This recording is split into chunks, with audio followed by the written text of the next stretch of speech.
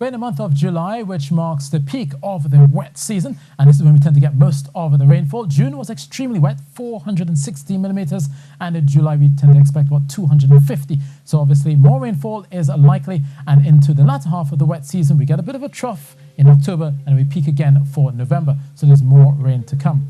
The rains we saw recently were courtesy of a tropical wave, but the ITCZ will be hanging behind, so definitely watch for more moisture, a few showers as well as we go through Tuesday and Wednesday. Meanwhile, there's a system brewing out there, a low pressure center. It does have a moderate chance of developing as we go through the next few days. Particularly, it is set to move towards the northwest, but we in Trinidad and Tobago will still be watching it as it begins to develop as it goes through Tuesday and Wednesday. So for Tobago then, definitely look for some damp spots around, especially first thing in the morning. Across the hills, you'll see the showers coming and going for the most part, and there is the chance of a couple of those showers could turn heavy. Meanwhile, for Trinidad, the ITCZ will be mostly towards our north, but it still means that there's still a lot of moisture around, so a scattering of showers is still possible. And along the western areas of Trinidad, where that heat builds, and under those very calm conditions, we could be seeing some more thundery downpours, especially during the heat of the afternoon. Down towards San Fernando and Point Fortin, also a few afternoon showers may also turn heavy down on the Gulf of Paria side.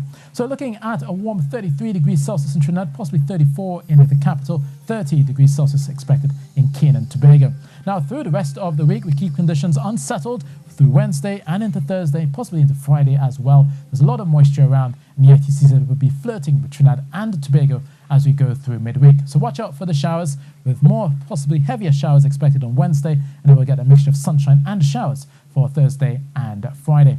Now, what does this mean for those of you heading out to sea? Well, once that tropical wave passes, the east-southeasterly winds will be there with you at 15 to around 20 knots, so you could be seeing some white caps as well, possibility of some sea spray if you do get caught in one of those showers. And you have your low tide at 7 a.m.